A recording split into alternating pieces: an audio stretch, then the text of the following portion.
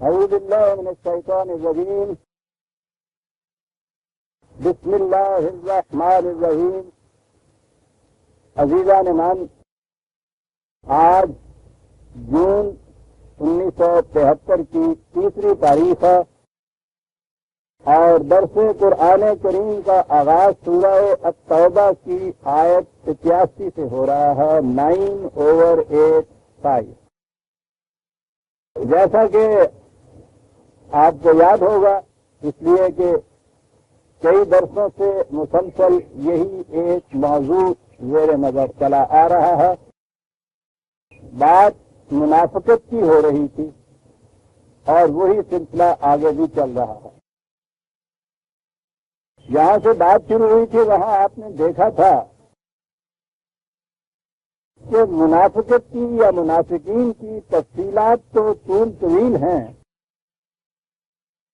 لیکن قرآن نے بتایا یہ تھا اور بڑے ہی ایجاز اور اختصار کے ساتھ، لیکن بڑی جامعیت تھی اس میں. کہا یہ تھا کہ جہاں تک تو معاملہ مذہب کا رہتا ہے، اب یہ ایک چیز ہے سمجھنے کی، جہاں تک معاملہ مذہب کا رہتا ہے وہاں تک یہ بالکل پکے اور سچے مسلمان بنتے ہیں. لیکن جب دین کا معاملہ آتا ہے مشکل وہاں آ کر پڑتی ہے. مذہب کا معاملہ یعنی پوجا پاٹ، پرستش، نماز روزہ، رسومات، مناسک، زبانی اعتقادات، یہ ساری چیزیں مذہب کی ہیں نا. تو کہا کہ وہاں تک تو انہیں کوئی الجھن نہیں ہوتی، لیکن دین کے معنی یہ ہے کہ زندگی کے جو معاملات آپ کے آئیں ان کا فیصلہ احکام خداوندی کے مطابق کیا جائے اور پھر اس فیصلے کی تعمیل میں جس قدر قربانی اور ایثار کی ضرورت ہو وہ بھی کیا جائے، جس قدر صعوبات اور مشکلات اٹھانی پڑے وہ بھی اٹھائی جائے. یہ دین کا دائرہ یہاں آ جائے گا. کہا وہاں تک تو یہ ٹھیک رہتے ہیں، لیکن جس وقت یہ دائرہ آتا ہے تو بجائے اس سے کہ وہاں یہ کہیں کہ صاحب یہ اس قسم کا دین ہمارے بس کی بات نہیں ہے، ہم اس سے نہیں چل سکتے، ٹھیک ہے اس دائرے سے نکل جائیے، لیکن اتنی اخلاقی جرت نہیں ہوتی. وہ چپکا بھی رہنا چاہتے ہیں اس کے ساتھ اور انداز یہ اختیار کرنا چاہتے ہیں. تو اس کے لیے کرتے یہ ہیں کہ مختلف قسم کی بہانہ سازیاں، عذر تراشیاں، دارد تعویلات جسے کہتے ہیں، یہ روش اختیار کر لیتے ہیں. اسے قرآن نے منافقت کہا ہے. آپ غور کریں گے کہ ہماری تاریخ جو چلی آ رہی ہے اتنے عرصے سے صدر اول کے بعد، ہمارا اسلام یہی رہ گیا ہے. ہمارا اسلام بھی سمت کا مذہب کی سطح پہ آ چکا ہے. وہاں تک ان دینوں کی پابندی میں ہر شدت سے کی جاتی ہے، لیکن جہاں معاملہ یہ آ جاتا ہے کہ زندگی کے معاملات کے فیصلے معاملہ اللہ کے مطابق کرنے چاہیے، تو اس کی جگہ جو آپ کے ہیں یہ مسائل شریعت، فقہ کے فیصلے، وضعی روایات، تفسیرات، تعویلات، تعبیرات، یہ کیا ہے؟ یہ منافقت ہے. قرآن کی بات تو بڑی صاف صاف ہے. یہ ہمارے نہ ماننے کی وجہ سے ہیں جو ہم نے یہ اس قسم کے بارد ادھر تراشیاں کر رکھی.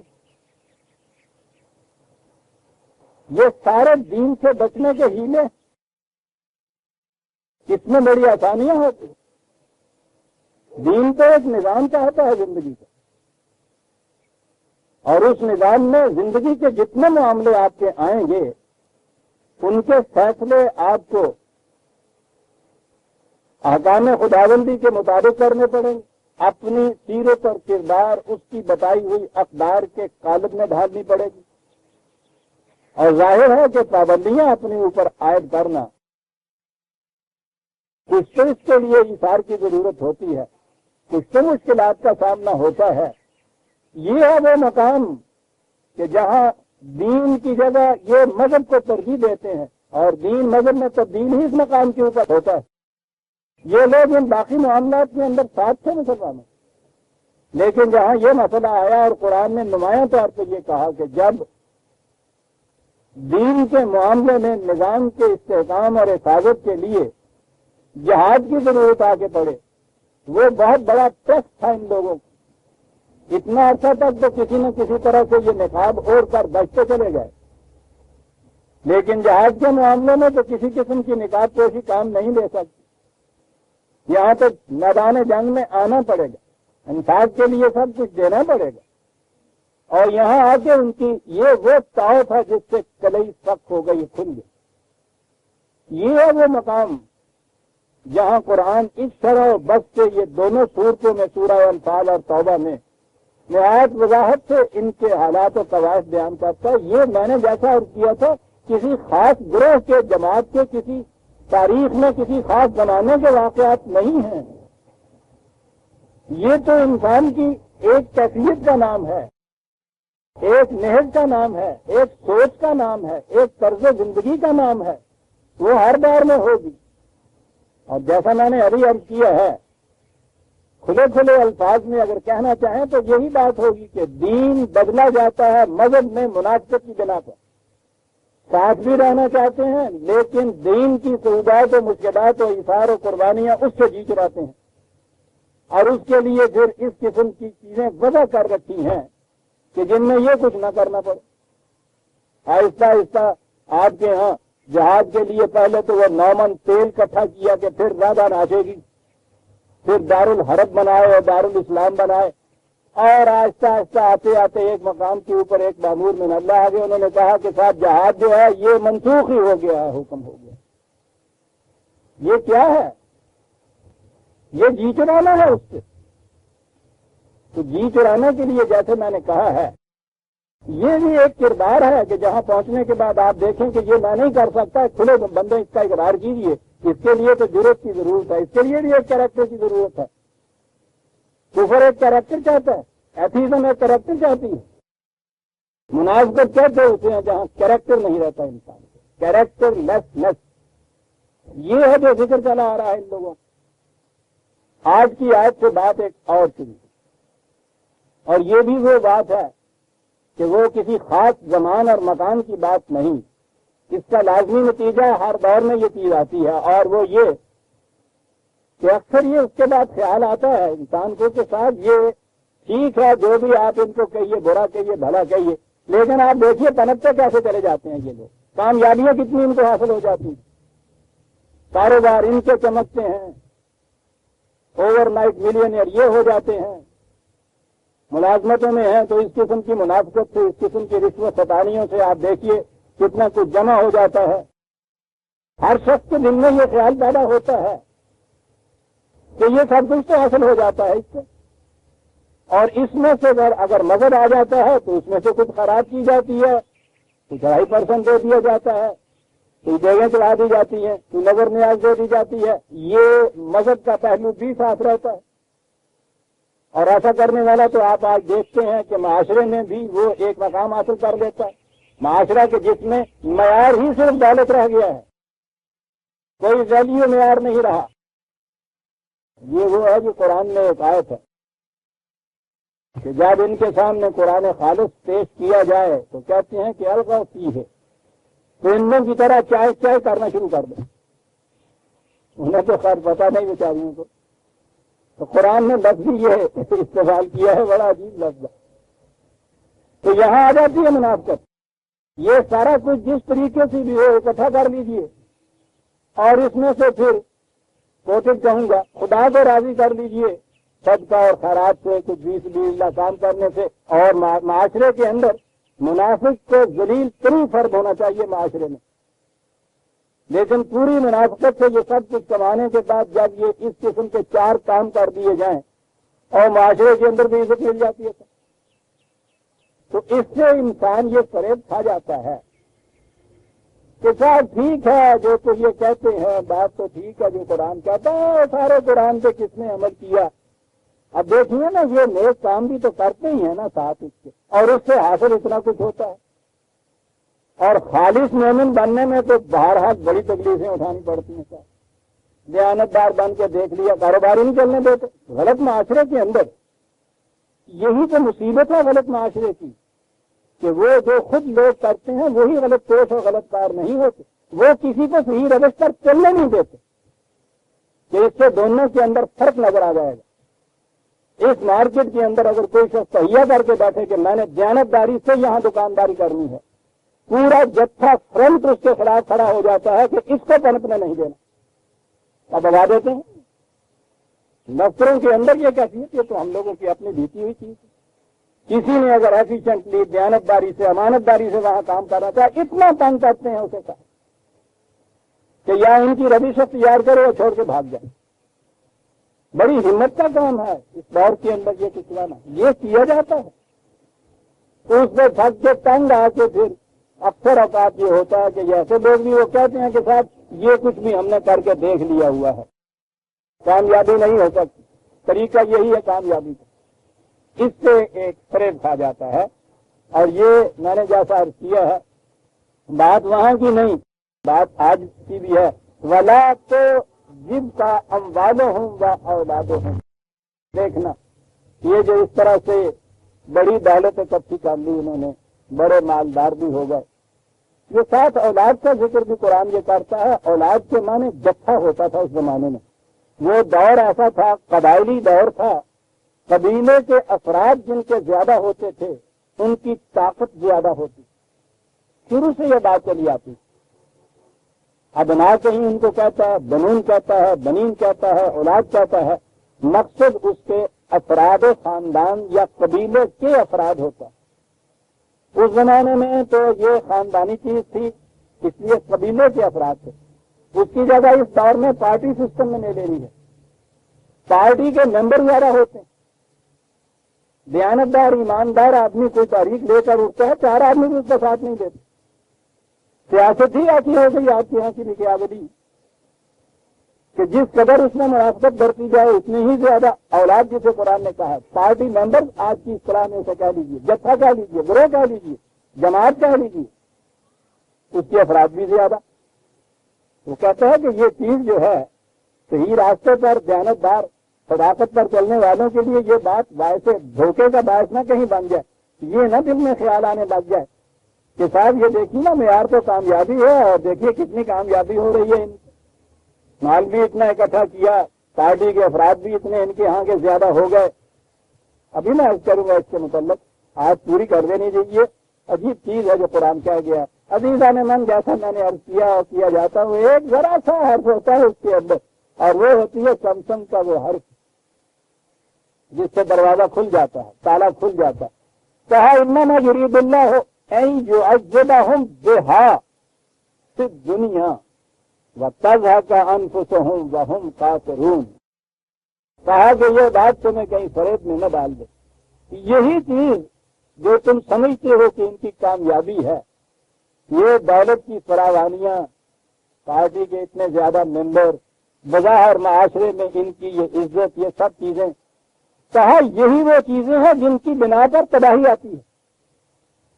منافق کو اگر معاشرے کے اندر پہلے دن ذلت کی نگاہوں سے دیکھا جانے لگے، وہ کامیابی ہو نہ اس کو منافقت سے، دولت بھی نہ ملے، ساتھ بھی کوئی نہ آئے، دوسرے دن منافقت چھوڑ دے۔ کہا کہ یہ چیزیں جو بظاہر تمہیں عام سطح بھی انسانوں کو فریب میں ڈال دیتی ہیں کہ کتنی بڑی کامیابی ہے، یہ بہار دیکھیے کتنی بڑی چیز۔ کہا یہی تو وہ بوجھ ہے جس سے یہ کشتی ڈوبے گی، خود انہیں مغالطہ لگ جائے گا کہ روش بڑی ٹھیک، شروع میں ذرا سی انسان لفظ میں آتا ہے، پہلے ہی دن اتنا بڑا طبقہ مخلص منافق علامہ اقبال کہا کرتے تھے۔ شروع میں ہی وہ مخلص منافق نہیں ہو جاتا، تھوڑا سا کچھ دیانتدار بھی رہتا ہے، پھر چلتا ہے، جو کامیابیاں ہوتی ہیں بقول اس کے یا اس کے معیار کے مطابق بڑھتا چلا جاتا۔ کہا کہ یہی جو تم کہہ رہے ہو کہ ان کی کامیابیاں ہیں، یہی کامیابیاں تو ان کو لے کے ڈوبیں گی، یہی کشتی میں بوجھ اس کشتی کو ڈبا دے گا. بہا یعذبہم بہا فی الدنیا. اور پھر دنیا ہے عزیزان میں. یہاں سے وہ بات صاف ہو گئی جو میں اکثر کہا کرتا ہوں کہ معاملہ قیامت تک کی نہیں اٹھا رکھتا قرآن. یہاں اسی دنیا کے اندر اس کا انجام آتا ہے. وہ تب ہے کہ انفسہم وہم کافرون. اور پھر اس کے بعد اس حالت میں یہ دنیا سے جائیں گے ذلیل و خوار ہو کر کفر کی زندگی کے اندر. تو بات اس میں یہ ہے یعذبہم بہا فی الدنیا. اسی کی بنا پر تو ان کی تباہی آتی. اور انسانیت کی ساری تاریخ عزیزان مان اس نگاہ سے آپ پڑھیے. آپ دیکھیں گے بڑی بڑی جاہ و حشمت کی مالک قومیں، صدیوں تک پھیلی ہوئی ان کی تہذیب تمدن، بڑی بڑی وسیع سلطنتیں، بے مثال قوتیں، چکا چون کر دینے والے ان کے کلچر. اور اس کے بعد کسی کی سمجھ میں نہیں آتا کہ پھر انہیں ہوا کیا کہ ایک چکر کہیں سے وہ آتا ہے اور اس کے بعد آپ دیکھیے قرآن کے الفاظ میں کہ ان کے کھنڈرات باقی رہ جاتے ہیں، یا ایک جگہ وجعلناہم احادیث، پھر ان کی داستانیں صرف باقی رہ جاتی ہیں. یہ ہوتا کیا ہے؟ بظاہر تحقیق کرنے والے ان کے خارجی اسباب کی طرف جاتے ہیں. یہاں کچھ کاروباری غلطی کر گئے، یہاں سیاست کے تدبر میں تھوڑا سا کم رہ گیا، یہاں فوجوں کی قوتیں جو تھیں ان کے یہاں کم ہو گئیں، اسٹریٹجی کچھ صحیح نہ رہی، فلاں قوم نے ان پہ حملہ کیا، اس نے سازش کی. کچھ نہیں. قرآن کہتا ہے کہ باطل کی بنیادوں پر اٹھا ہوا نظام چند دنوں کے لیے جب وہ ابھر رہا ہوتا ہے تو اس میں تو نگاہوں میں خیزی پیدا کر دیتا ہے. انجام اس کا تباہی کے سوا کچھ نہیں ہے. وَيَنْقُصُ فِي الْأَرْضِ مَا يَنْفَعُ النَّاسَ. بقا اسی نظام اور اسی تدبیر اور اسی فائدہ اسی نظریے کے لیے ہے جو پوری انسانیت کے لیے منفعت بخش ہوتا ہے. ایک معیار کہا ہو ہی نہیں سکتا کہ یہ آخر تک کامیاب رہیں. یہ جو ابتدان ان چیزوں کی وجہ سے یہ کچھ اکٹھا کر لیتے ہیں وہ تمہیں کسی طرح سے فریب میں نہ ڈال دے. قرآن کریم میں عزیزان مان آپ دیکھ جائیے اقوام سابقہ کی داستانیں وہ محض ہسٹوریکل کرانیکلز نہیں ہیں کہ وہ وقایع نگاری نہیں ہے تاریخ کی کہ قرآن نے واقعات لکھ کے تاریخ کی کتاب مرتب کرنی ہے. جتنی اقوام سابقہ کی تاریخ ہے وہ یہی بتایا ہوا ہے کہ ان کے نظام میں یہ بنیادی غلطی تھی. غلطی کے معنی یہ تھے کہ وہ اقدار جن سے انسانیت کی تعمیر ہوتی ہے ان کے خلاف فلاں چیز ان کے نظام کے اندر تھی. ان کے ہاں جو عمارت اٹھی ہے تو بڑی بلند تھی، بڑی چکا چون کر دینے والی تھی، لیکن اس کے بعد تم تاریخ سے پوچھو کہ ان کا انجام کیا ہوا، کیا انجام ہوا وہ تاریخ سے پوچھو. کیوں ایسا ہوا کہا وہ ہم سے پوچھو. اور یہ انہوں نے بتا دی. دو ایک مثالیں اس وقت آپ کے سامنے آ رہی ہیں. میں نے عرض کیا ہے کہ یہ سارے قرآن میں اقوام سابقہ کی داستانیں اسی مقصد کے لیے. گزشتہ کنونشن میں میرا ایک مقالہ تھا پاکستان کے متعلق خدائی فیصلہ. اس میں نے کہا ہی بتایا یہ تھا قرآن نے جہاں سے اقوام سابقہ کی داستان شروع کی ہے قوم حضرت نوح علیہ السلام سے نبی اکرم صلی اللہ علیہ وسلم تک، یہ جتنی بڑی بڑی اقوام تھی تاریخ میں جن کا نام بڑے ہی نمایاں الفاظ میں لکھا ملتا ہے ان کی داستانیں قرآن سے میں نے ٹریس کی اور بتایا، تاریخ سے بتایا کہ کس قدر شان و شوکت و حشمت و دولت ان کے قبضے میں تھی، کیا ان کا انجام ہوا، کیوں ان کا ایسا انجام ہوا، یہ قرآن سے بتایا. اور اس کیوں کے جتنے بھی عناصر اور ایلیمنٹس تھے ایک ایک کر کے. اور اس کے بعد آپ دیکھیں گے اس مقالے میں آخر میں نے بتایا کہ آپ دیکھیے ان اقوام میں قرآن نے ایک ایک چیز بتائی تھی کہ وہاں سرمایہ داری کا نظام تھا، وہاں کی سیاست استبداد پر مبنی تھی، وہاں کا معاشرہ بددیانتی پر مبنی تھا، وہاں کا افراد جو تھے ان میں عفت و عصمت کا کوئی خیال نہیں رہا تھا، ہوشکاریاں عام ہو چکی ہوئی تھی، دھوکہ دہی، فریب دہی، بددیانتی عام ہو چکی تھی. میں نے کہا ان اقوام نے ایک ایک گنایا تھا اور یہاں وہ تمام جرائم جو ہیں ایک جگہ اکٹھے ہو گئے. تو اگر تو یہ محض وقایع نگاری ہے تو آپ کہہ کے یہ خوش ہو جائیے کہ پرانی قوموں کی داستانیں قرآن بتا رہا ہے. ہم سے ان کا کیا واسطہ؟ اور نبی اکرم صلی اللہ علیہ وسلم کی جو مخاطب قوم تباہ ہوئی تھی، قرآن کہتا ہے اس لیے ہوئی تھی کہ جب ان کے سامنے یہ داستانیں بیان ہوتی تھی تو وہ کہتے تھے قالوا اساطیر الاولین، یہ پہلی قوموں کی کہانیاں ہیں جو یہ بیان کر رہا، ہم سے ان کا کوئی تعلق نہیں ہے۔ کہا یہی چیز تھی جو انہیں تباہ کر گئی۔ ایک آیت میں ایک بات سامنے آئے گی، وہاں سے دیکھیے گا قرآن اس غلط مفروضے کی کس طرح تردید کرتا ہے جو یہ کہہ دیتے ہیں کہ یہ اگلے لوگوں کی کہانیاں ہیں۔ قرآن نے عزیزان من فلاسفی آف ہسٹری پیش کی ہے۔ ہمارے اس دور میں بڑے مارکے سے کہا جاتا ہے، عام طور پہ ہیگل کو اس کے متعلق کہا جاتا ہے کہ اس نے تاریخ کا فلسفہ بیان کیا تھا، اور فلسفہ یہ تھا کہ یہ جو واقعات تاریخ میں ہمارے سامنے آتے ہیں یوں ہی حیثیتلی اتفاقیہ طور پہ نمودار نہیں ہو گئے تھے، بلکہ فلسفے کے معنی ہوتا ہے کہ اس کے نیچے ایک ریشنل گراؤنڈ تھی، کاز تھا، سبب تھا اس کا، اس کی وجہ سے ایسا ہوا۔ قرآن بیان ہی اس طرح سے کرتا ہے، جس قوم کی تباہی کو لیتا ہے وہ کہتا ہے کہ اس کی بنیاد میں یہ حکم، اس کی تعمیر کی بنیاد میں یہ خرابی کی صورت مضمر تھی، اور اس کے بعد اگلی چیز پھر جو کہتا ہے جو ان کے ہاتھ نہ آیا وہ دور کو سلجھایا، سرا ہاتھ میں نہ آیا، کہ یہ وہ فلسفہ تاریخ ہے کہ جو ابدی ہے، ہمیشہ ایسا ہی ہوگا۔ جب جس دور میں جو قوم یہ روش اختیار کرے گی اس کا یہی نتیجہ نکلے گا۔ وَلَن تَجِدَ لِسُنَّتِ اللَّهِ تَبْدِيلًا، یہ بات تھی جہاں آ کے قرآن ان کو منفرد ہوا۔ تاریخ قرآن نے اس طرح سے بیان کی ہوئی، یہی چیز جو ہمارے سامنے آئی کہ کامیابیاں قوموں کو بڑی حاصل ہوتی ہیں۔ میں نے جیسا ابھی عرض کیا ہے کہ اس کے لیے تفصیل سے آپ دیکھنا چاہیں تو وہ مقالہ میرا دیکھ لیجئے، تمام اقوام کے متعلق اس میں نے لکھا 40/82 بلکہ 81 40/81 اصلم یسیروا فی الارض۔ کیا بات کس طرح شروع کرتا ہے کہ کیا دنیا میں چل پھر کے تم نے نہیں دیکھا؟ فینظروا، دیکھو وہاں چل پھر کیا چیزیں تمہیں نظر آئیں گی۔ یہ جو چیز ہے نا جسے آپ آرکیولوجیکل آثار کہتے ہیں، اس کی امپورٹنس یا اہمیت بھی ایسا نظر آتا ہے جیسا ہمارے دور کی ہے۔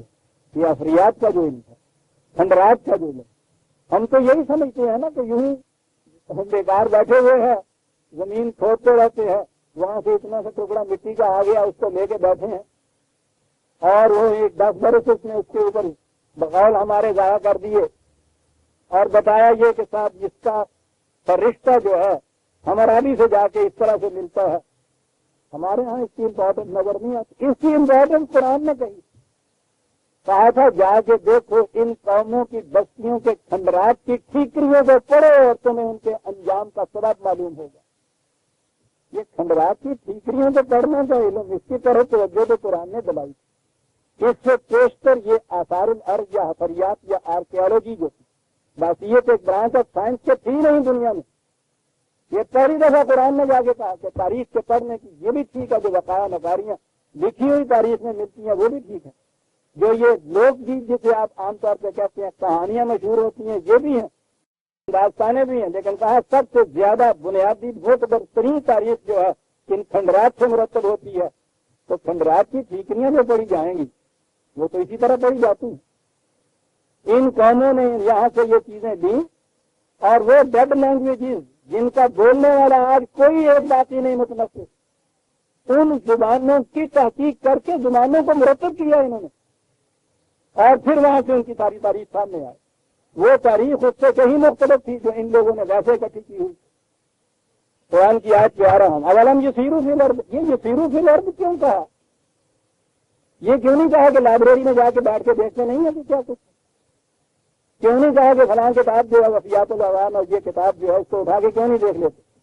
اولم یسیروا فی الارض، آپ بنیادی سند تاریخ کی جو ہے اس کی طرف جاؤ، اور فینظروا، وہاں اپنی آنکھوں سے دیکھو، سیروا فی الارض بہت بڑا فریضہ قرآن نے عائد کیا ہوا ہے۔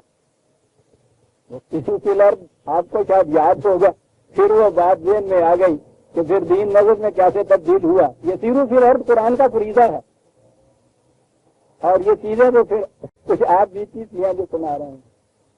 کہا انہوں نے آر کے مرید نے کہ جی اظہر صاحب سے ملنا، انہوں نے کہا کہ نہیں اظہر صاحب سے مل نہیں سکتے، بھائی کب ملیں گے؟ 2-4 دن میں؟ کہنے لگے نہیں وہ تو قریب 40 دن کے بعد ملیں گے۔ وہ 40 دن کے بعد یہاں نہیں ہے؟ کہنے لگے نہیں یہی ہے اندر۔ وہ 40 دن اندر وہ کیا کریں گے؟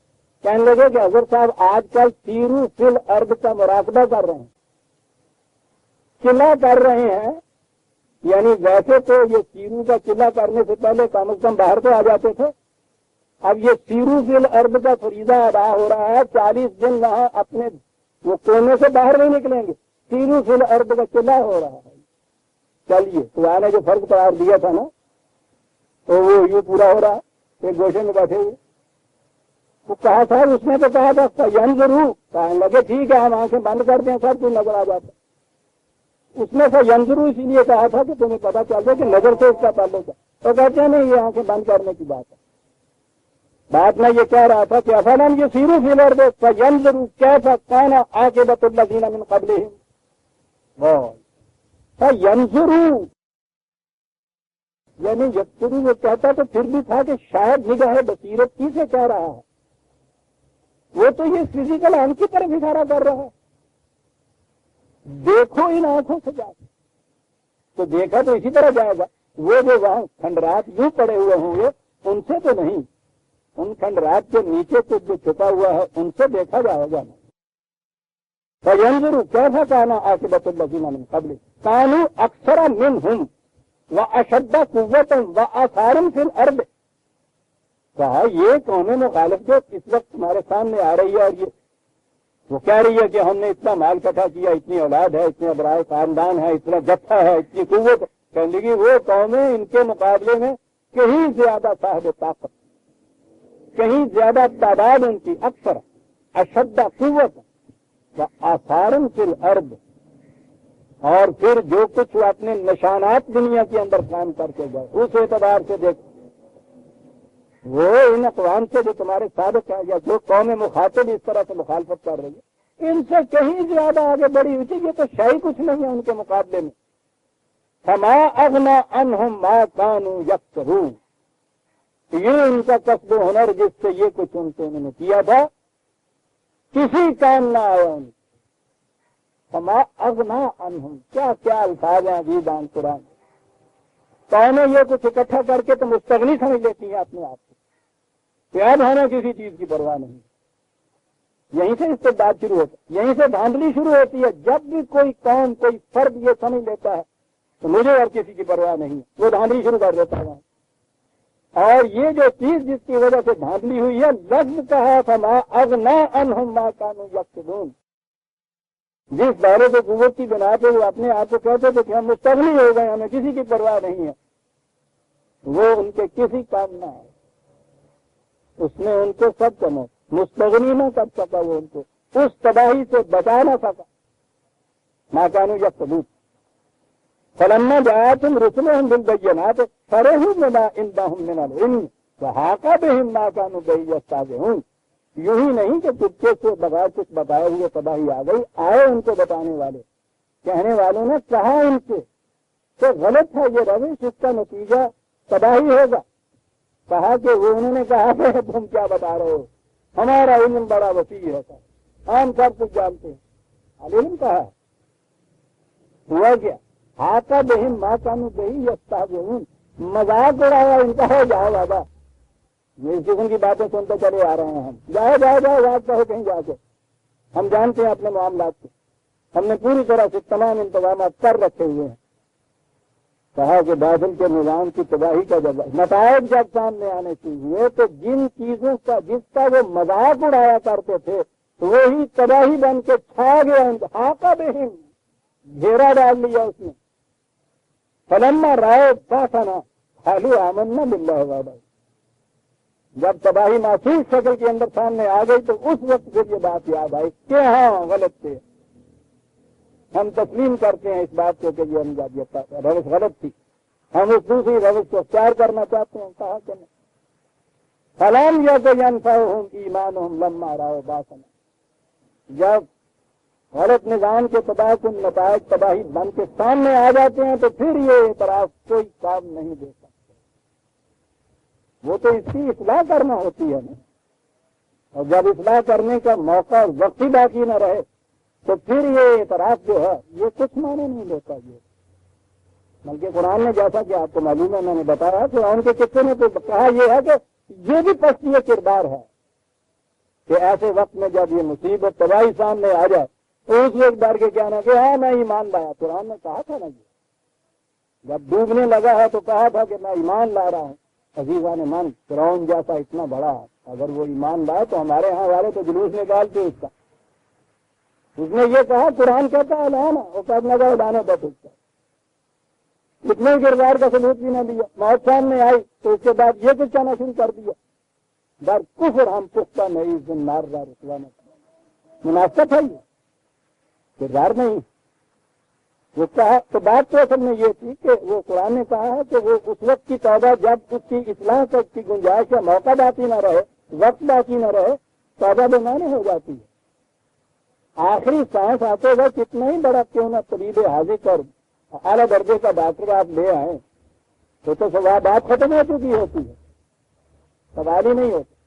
اس وقت اگر وہ مرنے والا کہتا ہے کہ ہاں صاحب میں اب توبہ کرتا ہوں اس کے بعد کبھی سگریٹ نہیں پیوں گا تو کہتے ہیں کہ اب اس کا فائدہ کیا ہے.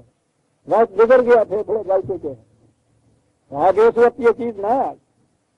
سلام یا کو جنفا ہوں ایمان ہوں لما رہو باسانہ یہ بات اور وہ بات جو میں کہہ رہا تھا یہاں آئی ہے. وہ کہا سنت اللہ التی قد خلت فی عبادہ خدا کا یہی ایک قانون ہے جو پہلی قوموں کے اندر بھی جاری رہا.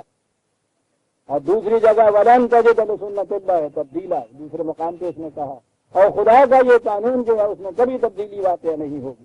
وخسر هنالک الکافرون جنہوں نے صحیح نظام کے سرکشی برتی تھی ان کا نتیجہ اس طرح کی تباہی ہوا کرتا ہے. یہ ہے وہ فریب جس سے نکالنا چاہتا ہے قرآن افراد کو بھی اقوام کو بھی. اور اقوام کو وہ سب سے پہلے ایڈریس کرتا ہے کہ افراد تو اقوام کے تابع ہی چلتے ہیں. حقیقت وہ تو افراد بڑی خصوصیت کے مالک ہوتے ہیں جو غلط نظاموں کے اندر بھی اپنے اقدار کو قائم رکھتے ہیں. بڑی بات ہے عزیزان مان بڑی چیز ہے یہ. اور یہی لوگ ہوتے ہیں یہ شمع ہوتی ہیں اندھیری راتوں کے اندر جسے قرآن نے قندیل رہبانی کہا ہے کہ تاریخ تفسیرہ اور تاریخ صحرا کے اندر جب کہیں کہیں ہاتھ نظر نہ آئے کسی جھونپڑی کے اندر ایک چھوٹا سا دیا بھی جو ہے وہ انسان کے اندر زندگی کی کرن جگا دیتا ہے. اس لیے ایسے تاریخ دور کے اندر تھوڑے سے کریکٹر کا بھی مظاہرہ جو ہے وہ بڑی چیز ہوتی ہے. حوصلے بن جاتے ہیں تنہا مسافروں کے کہ کوئی بات نہیں یہاں کوئی اور ہے اس صحرا کے اندر. دوسرے مقام پہ ہے 46/26 46/26 اوپر سے چلی آ رہی ہے داستان قوم عاد کی. تدمر کل شیء بامر رب توبہ اور یہ لفظ ہے بات قرآن کا انداز بھی یہ جو جسے آپ اسٹوری رائٹنگ کہتے ہیں نا آپ نے دیکھا ہوا آج کل ایک انداز نیا چلا ہے کسی کہانی کو افسانے کو شروع سے ابتدا سے اس کی شروع نہیں کرتے کہ ایک تھا وہ ہمارے ہاں تو یہ تھا نا کہ ایک تھا بادشاہ اس کا یہ تھا اور وہاں سے آخر تک پہنچاتے ہیں. آپ انداز یہ آ گیا ہے درمیان سے وہ بات کو شروع کرتے ہیں اور اس کے بعد پھر واپس لاتے ہیں اسے. بڑا افیکٹو ہوتا ہے. قرآن کا یہ انداز تھا یاد کرنے. تباہی سے بات شروع کی اور تباہی کے لیے لفظ ہے یہ جسے روڈ رولر آپ کہتے ہیں نا. کہنے لگا کہ اس کے بعد تو انجام اس کا کہنے لگے انجام بس یہ سمجھ لیجیے کہ روڈ رولر پھر گیا لا یرا الا مساکنہم بس یہ دیکھ لو کہ باقی رہ گیا. کیا بات انداز ہے. ولا قد اور کذالے کا نجزی القوم المجرمین جتنی بھی قوم مجرمین ہے مجرم جو ہیں ان کا انجام یہ ہوا. کذالے کا کیا بات ہے کذالے کا کہنا یہ انجام ہوا کرتا ہے.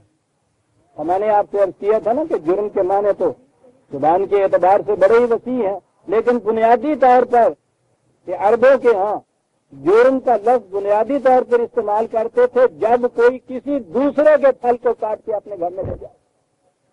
یہ ہے بنیادی جرم. دوسرے کی محنت کا پھل اسے کاٹ کر اپنے گھر میں لے جائے. دانا او می کار دی حاصل برس. اقبال کہتا ہے دور حاضر کی سیاست کے متعلق امت بر امت دیگر چرت. ہر قوم کا مویشی جو جانور ہے اپنے گھر کے کھیت میں نہیں کرتا، دوسرے کے کھیت میں اس کو کراتے. دانا ہی نہیں کارت ہاں حاصل برت. جوتتا بیجتا بوتا یہ ہے، اور وہ فصل کا خرمن کوئی اور اٹھا کر لے جائے.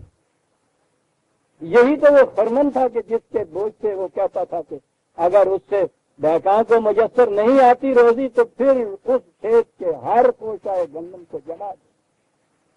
جلا دینے سے ایک نقصان تو ہوگا، منفیانہ نقصان ہے. یہ جو چیز ہے نا کہ وہ محاصل لے جانے کے بعد اسی محاصل کے زور پہ پھر آئندہ سال بھی قوت اس کے ہاتھ میں ہوتی ہے. جلا دینے سے یہ قوت تو نہ اس کے ہاتھ میں رہے گی، بات اور طرف نکل گئی. کذالک نجزی القوم المجرم. کذالک آپ دیکھ رہے ہیں عزیزان من کیا اشارہ کرتا ہے، یہ دیکھیں ان کے مساکن، اور یوں ہم قوم مجرمین کو ان کے کردار کا بدلہ دیا کرتے ہیں. وَلَقَدْ مَكَّنَّاهُمْ فِي مَاءٍ مَكَّنَّاكُمْ فِيهِ. ہے یہ قوم بیچاری کیا قوم بنی پھرتی ہے، جو تمکن ان کو حاصل ہوا تھا ان کے خواب و خیال میں نہیں آ سکتا وہ تمکن. اور اگلی بات یہ نہیں تھا کہ بڑے بیوقوف تھے، وہ جاہل تھے، واشی تھے، بربریت و سبعیت تھی جس کی وجہ سے ایسا ہو گیا. بالکل نہیں. جعلنا لہم سمعا وابصارا وافئدہ. دوسری جگہ ہے ہم مستبصرین، وہ دیکھنے بھالنے والے آنکھیں رکھتے تھے، سماعت رکھتے تھے، سوچنے کی صلاحیتیں رکھتے تھے، علم و فضل رکھتے تھے. سائنس کے میدانوں میں ان کی کیفیت یہ تھی کہ کرۂ ارض کیا آسمان تک چلے گئے تھے، چاند تک ان کے پاؤں کے نیچے. یہ ان کی کیفیت تھی، یہ سب کچھ انہیں حاصل تھا. اور پھر وہی الفاظ فما اغنى عنهم سمعهم ولا ابصارهم ولا افئدتهم من شيء اذ كانوا يجحدون بآيات الله. جب انہوں نے خدا کے ابدی قوانین کے خلاف ورزی میں سرکشی اس طرح سے برتی، جہود ہے جہاں تک ضد کی بنا پر ایک چیز سے کہہ جانا کہ نہیں ہم نہیں مانتے، علم کی بنا پہ اگر وہ آتے تو یقیناً اسے تسلیم کر لیتے. لیکن جن صحیح قوانین انسانیت سے وہ اس طرح سے ضد کی بنا پہ انکار کیے چلے جا رہے تھے، ان کی سمع بصر اور سواد یہ جتنے بھی بڑھایا علم و سمجھ فہم فراست بصیرت کی عقل کچھ کام نہ آئی ان کے. وحاق بہم ما کانوا بہ یستہزئون. وہی الفاظ جن چیزوں کا مذاق اڑایا کرتے تھے اس نے گھیر لیا ان کو آ کے. تلک مساکن ان سے آئیے وہاں، یہ دیکھیے یہ ہیں کھنڈرات. کذالک نجزی المحسنین. وہ دیکھنے والے سمجھ رکھ اس طرح سے انجام ہوا کرتا ہے ان کا کہ جو جرائم کے اوپر آتے ہیں. دیکھا قرآن کیا بتا رہا ہے. بات یہ تھی نا کہ یہ قوم کے یہ جو چیز ہے کے ساتھ دیکھیے بددیانتی، بے ایمانی، منافقت کتنی پھولتی پھلتی ہے. کہاں اس فریب میں نہ آ جانا کہیں. تم تو انہیں دیکھ رہے ہو، ان کے یہاں تو بات ہی کچھ نہیں ہے. آؤ ہم تمہیں ایسی قومیں بتائیں کہ تاریخ میں آج تک ان کے ڈنگ سے بج رہے ہیں. روما کی سلطنت، ایران کی سلطنت، یونان کی علم و ہنر کی داستان ہے. آپ دیکھیے دنیا کے اندر تاریخ میں مثال ان کی نہیں ملتی، اور وہاں جا کے دیکھیے تو خبرات کے علاوہ کوئی زندہ نشانی ان کی باقی نہیں نظر آتی ہے. اور سب سے بڑی چیز جو قرآن کہتا ہے اس بات میں، وہ آج کے دور میں جس کی زیادہ اہمیت، وہی نظام سرمایہ داری جس کو کہا جاتا ہے. کیفیت یہ ہے انسان کی 39/49 39/49. نظام سرمایہ داری کی بنیاد اس پہ ہے کہ جس سے بھی آپ یہ کہیں، مثلا کسی صنعت کار سے کہیں، کسی بڑے تاجر سے کہیں جنہوں نے بہت کچھ تھوڑے وقت میں حاصل کر لیا ہو، وہ ہمیشہ یہ کہیں گے کہ ہمارے یہاں یہ صلاحیت تھی اس چیز، یہ ہماری ہنرمندی کا نتیجہ، ہماری قابلیت کا نتیجہ، یہ جتنے کچھ ہم نے حاصل کر لیا.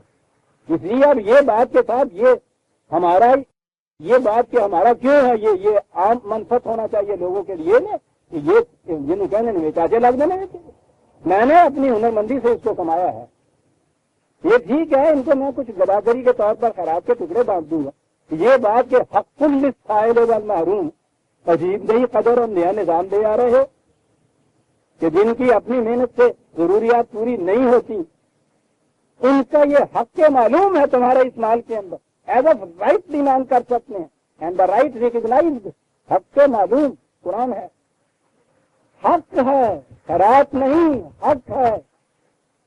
وہ مانگتے ہیں تو خیرات نہیں مانگتے، تم دیتے ہو تو کوئی احسان نہیں کرتے، ایز اے رائٹ مانگ سکتے ہیں۔ اور وہ مملکت سے کہتا ہے کہ تم نے مملکت قائم کی تھی، کانسٹیٹیوشن بنایا، کہا تھا کہ نحن نرزقکم وإیاہم، ہم تمہارے رزق کے بھی ذمہ دار ہیں، تمہاری اولاد کی رزق کے بھی ذمہ دار ہیں۔ تم نے یہ ان سے وعدہ کیا تھا نا، تو اب ان کا حق اسٹیبلش ہو گیا۔ آج کی اصطلاح میں جیسے کانسٹیٹیوشنل رائٹ آپ کہتے ہیں، رائٹ ہے، ابھی لا کی بھی ضرورت نہیں، لا تو صرف یہ کہے گا نا کہ وہاں اس کا رائٹ ہے، یہ ملنا چاہیے، رائٹ ہے۔ قرآن کہتا ہے حق معلوم للسائل والمحروم، لیکن یعنی یہ جواب ہے ان کے اس دلیل کا کہ یہ جو کچھ ہے ہماری ہنرمندی کا نتیجہ، ہماری قابلیت کا نتیجہ ہے۔ الفاظ پڑھ دوں تو پھر اگلی بات کہوں گا۔ فَإِذَا مَسَّ الْإِنسَانَ ضُرٌّ دَعَانَا، مصیبت آتی ہے ہمیں پکار، ثُمَّ إِذَا خَوَّلْنَاهُ نِعْمَةً مِنَّا، ہماری طرف سے جب اس کو کوئی چیز یا نعمت ملتی، یہ ہے بڑی چیز، نعمةً مِنَّا، قَالَ انما اوتیتہ علی علم، ہوگا جائے یہ میری ہنرمندی کا نتیجہ ہے جو کچھ مجھے ملا ہوا، تو اس میں خدا کیا، خدا کی دین کیا، اس کی نعمت کیا، اس کی طرف سے کیا باتیں تم کر رہے ہو؟ علی علم، دو دفعہ یہ الفاظ دو مقام پہ آئے ہیں۔ ایک مقام پہ تو براہ راست قارون کی طرف سے آیا کہ اس نے یہ بات کہی، اور دوسری جگہ یہاں آیا ہے۔ عام طور پہ یہ کہتے ہیں کہا کروایا جائے، دولت اکٹھی کرتا ہے اور اسے بات کہتا ہے کہ میری اپنی ہنرمندی کا نتیجہ ہے، کسی اور کا حق اس میں نہیں ہے، میری مرضی ہے، دوں کتنا دوں کسی، بطور حق کے نہیں کہ لے سکتا اس میں۔ یہاں چونکہ کہا کہ عام طور پہ ذہنیت یہ ہوتی ہے، کہا بل ہیا فتنہ تم، کہا اصلی فساد کا موجب تو یہ ذہنیت ہے، وہ اتنا روپیہ نہیں جو اکٹھا کر لیا، وہ تو چھینا بھی جا سکتا ہے، بدلا بھی جا سکتا ہے۔ ہیا فتنہ تم، یہ ذہنیت ہے اصل فتنہ اور فساد، ولکن اکثرهم لا یعلمون۔ بات یہ ہے کہ یہ علم و بصیرت کی بنیادوں پہ یہ بات نہیں سوچتے، اس پہ سوچیں تو ان کو نظر آ جائے کہ کتنی بڑی فساد کی بنیاد ہے یہ ذہنیت جو ہے، اور یہ نئی بات نہیں، وہی بات قد قالها الذین من قبلہم، تو ان کی کوئی بات نہیں، اس سے پہلے بھی اس قسم کے لوگ جو تھے اس پیغام کے حامل یہی کچھ کہا کرتے تھے، فما اغنی عنہم ما کانوا یکسبون، یہ جو کچھ انہوں نے اس طرح سے جمع کر رکھا تھا وہ انہیں بچانا تھا تباہی، کتنی زیادہ تدبر کی خصوص سازی، وہی اقبال کے یہ الفاظ ہیں، تدبر کی خصوص سازی سے قائم رہ نہیں سکتا، جہاں میں جس تمدن کی بنا سرمایہ داری ہو، تدبر کی خصوص سازی سے قائم رہ نہیں سکتا۔ قرآن یہ کہہ رہا فما اغنی عنہم ما کانوا یکسبون، ان کے تدبر کی خصوص سازیاں ان کو بتا نہ سکی۔ قرآن نے یہاں بھی کہا نعمت منا، سورہ نحل میں بھی یہ بات آئی ہے کہ اقتصاد رزق میں تم دیکھو گے فرق ہوتا ہے،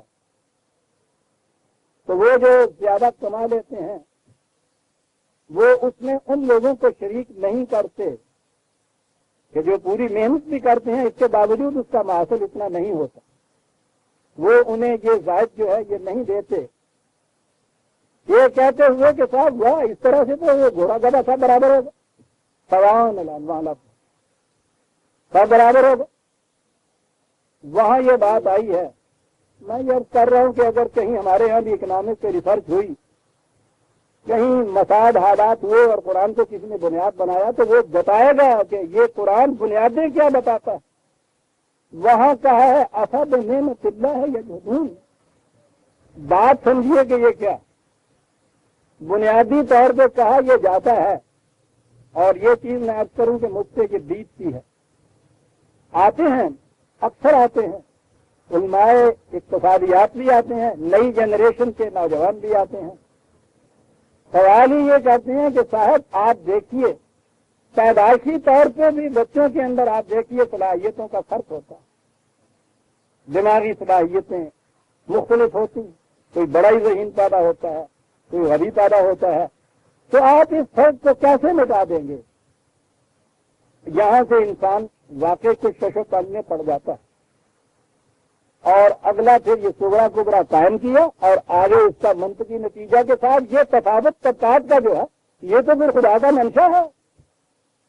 وہ تفاوتی چیز تو پیدائشی ہوتی ہے، بچوں کے اندر خدا کی طرف سے ہوتی ہے نا، تو پھر خدا کو خود یہ طبقات کی تقسیم کر رہا ہے، وہ چاہتا ہے کہ یہ باقی رہے، اور فتح بھی آدمی واقعی ایک قریب میں آ جاتا ہے کہ صاحب یہ تو واقعہ ہے کہ فرق ہوتا ہے، اور فرق اگر اس کی طرف سے ہوتا ہے تو پھر تو بات ہوئی کہ یہ اسی نے رکھا ہوا ہے، تو وہ صاحب جب اس نے رکھا ہوا تو تم کون ہوتے ہیں مٹانے والے؟ یہ ہے بنیاد کا، اور یہ ہے سورہ نحل میں جس نے کہا۔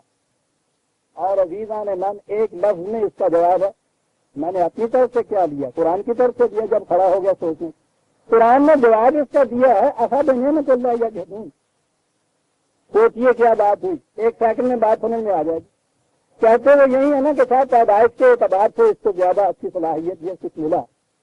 قرآن کہتا ہے کہ جو چیز تم خود کہہ رہے ہو کہ اس کو پیدائش کے اعتبار سے ملی، نہ تو اس نے خریدی نہ اس نے محنت سے حاصل کی، تو اس کا معاوضہ کیا مانگتا ہے یہ؟ تو کہتا ہے معاوضہ تو اس کا مانگے جو اس نے خود کچھ کیا ہو، اور خود تو لیسا للانسان الا ما سعی، خود تو محنت ہی کرتا ہے انسان، محنت کا تم معاوضہ ہوگا جو خدا کی طرف سے تم مانتے ہو کہ خدا کی طرف سے زیادہ ملی ہے، اسے کیا حق حاصل ہے کہ خدا کی طرف سے دی ہوئی چیز کا معاوضہ خود مانگتا ہے۔ یعنی ایک بچہ اگر اپنے بھائیوں میں سے، باقی خاندان میں سے، اپنے دوسرے افراد میں سے بچپن سے خوبصورت پیدا ہو جاتا ہے، تو اس کے بعد وہ اس سے کہتا رہا کہ صاحب لاس آیا سر گیا، میں خوبصورت پیدا ہوا تھا، ٹھیک ہے، تیری کی بھی کاریگری ہے جناب، جڑا وہ بیچارہ ذرا تھوڑا جا کوجا پیدا ہو گیا ہے وہ میں کی جرم کیتا ہے ویسی تو کیوں کے لیے کاریگری بڑھتی تھی جناب۔ لیکن آپ دیکھتے ہیں کہ ذہنیت ہر جگہ ہے، یہ جو چیزیں جن میں اپنے کسب و ہنر کو کوئی دخل نہیں ہوتا، اس بنا پر ساری عمر آدمی دوسرے سے کچھ مانگتا چلا جاتا کہ میرا حق ہے۔ یہ امیر کے گھر میں پیدا ہونے والا بچہ، اس سے کسب و ہنر کو کوئی دخل نہیں، کہاں پیدا ہو گیا، ساری عمر اسی چیز کے اوپر تھا۔ وہ جاگیر ورثہ میں مل گئی، یہ چیزیں عزت مل گئی، توقیر مل گئی، یہ بھی چھن گیا، تو اس کے بعد پھر وہ یہ بات کہ صاحب ہم سیدزادے ہیں، تو تیری کاریگری ہے اس کا بھی۔ عزیزان من، ایک لفظ کہا تھا قرآن نے، ساری عمر غور کرتے چلے جائیے، آپ دیکھیں گے کس طرح وہ پیچیدگیاں حل ہوتی چلی جاتی ہیں، جس سے واقعی سدا بھی انسان کچھ وقت کے لیے تو واقعی اس بھور میں پھنس جاتا ہے کہ بات تو ٹھیک کہی ہے، اسی قابلیتیں صلاحیتیں بچوں کے اندر تو مختلف ہوتی ہیں، وہ اگلا غلط نتیجہ کہ اس سے یہ مانے ہیں کہ وہ بات طبقات رکھتا ہے۔ کہا یہ بات نہیں، قرآن نے خود کہا یہ تو اس لیے ہے کہ معاشرے میں تقسیم کار جو ہے وہ ضروری ہو جاتی ہے، یتخذوا بعضهم لبعض سخریا، یہ تقسیم کار کی بات۔ تو اس نے کہا ہے کہ یہ جو چیز کہہ رہا ہے کہ مجھ میں زیادہ ہے، یہ جتنا زیادہ دوسرے سے کہہ رہا ہے، اس سے پوچھو کہ اس میں تیرے کسب و ہنر کا کیا دخل؟ نعمت اللہ ہے نا، خود مانتے ہو نعمت اللہ ہے، تو کہا کہ جو خدا نے دی ہوئی ہے اس کا معاوضہ خود کیوں مانگ رہے ہو؟ دوسری جگہ قرآن نے یہ کہا ہے کہ ان سے کہو خدا کی دی ہوئی چیز کا معاوضہ خدا کو لوٹا دو، اس کی تھی اس کو دے دو، باقی کیا رہ گیا؟ تمہاری محنت کا معاوضہ لے لو۔ جڑیں کٹ جاتی ہیں عزیزان من سارے باطل تصورات کی کہ وہ خود تفاوت پیدا کرتا ہے، یہ الگ چیز ہے۔ آگے جو قرآن یہ کہتا ہے کہ اور تمہارا علم آگے بڑھتا چلا جائے گا، یہ بچوں کے تفاوت بھی کم ہوتے چلے جائیں گے، یہ تو جسمانی ساخت ہے، یہ تو دماغ کے سیلز ہے، اور ان سائنٹسٹ قوموں نے، سائنٹسٹ جاننے والی قوموں نے یہ تفاوت کم کرنے شروع کر دیے ہوئے ہیں۔ پہلے تو قوموں کے مقابلے میں آپ دیکھ لیجیے، من حیث القوم وہ قومیں ہم قوموں سے زیادہ صلاحیتوں والے بچے پیدا کر رہے ہیں، زیادہ تنمن توانا بچے پیدا ہو رہے ہیں، دماغی اعتبار سے زیادہ صحت مند بچے پیدا ہو رہے ہیں۔ پھر ان کے اپنے اندر بھی آپ دیکھیں گے اتنا نمایاں فرق نہیں ہوتا جتنا ہمارے یہاں ہوتا ہے، یہ بھی ایک چیز ہے۔ لیکن گیون ایکسپٹڈ، میں کہتا ہوں کہ اس کو تسلیم کیے ہوئے کہ ٹھیک ہے فرق ہے، لیکن دلیل تو وہ ہے جو قرآن دیتا ہے، یہ وعدہ کچھ اپنی محنت سے کیا ہوا ہو تو اس کا تو معاوضہ بھی مانگو، تمہیں خود تسلیم ہے کہ یہ ہمارا اپنا نہیں ہے، ملا ہوا ہے خدا کی طرف سے، تو اس کے بعد یہ نتیجہ تمہاری اپنی تجنگہی کا پیدا کرتا ہے کہ خدا تفاوت رکھنا چاہتا ہے، وہ تفاوت نہیں رکھنا چاہتا، اس کا معاوضہ جو ہے اس کے تم حقدار نہیں ہو۔ اور اسی لیے اس نے کہا ہے کہ یہ جو مومن اس نظریے پہ ایمان رکھنے والا ہے، یہ قوم جو یہ مانتی ہے کہ صلاحیتوں میں فرق ہے، زیادہ صلاحیت جو ہے اس سے زیادہ کمایا جا سکتا ہے، وہ جو اپنی ضرورت سے زیادہ دوسروں کو دے دیتا ہے تو کہتا ہے کہ لا نرید منکم جزاء ولا شکورا، اس کا کوئی معاوضہ ہم تم سے نہیں مانتے، اس لیے کہ یہ میرا تھا نہیں، مجھے تو مفت کہیں سے ملا تھا، جس خدا نے مجھے یہ دیا تھا زیادہ، اس سے جو زیادہ ملا ہے اس نے کہا ہے کہ فلاں کو دے دو، تو میں نے دے دیا، تم سے میں معاوضہ کیا مانگوں؟ ولا شکورا، وہ کہتا ہے کہ اچھا بھائی تمہارا شکریہ کرنا چاہا، نہیں دادا، شکریہ بھی اس چیز کا ہوتا ہے جو میں دوں تمہیں، شکریہ ادا کرنا ہے تو اس کا ادا کر، جس نے مجھے یہ صلاحیت دی اور ساتھ دے دیا کہ اس کو جا کے دے دے، کیا بات ہے۔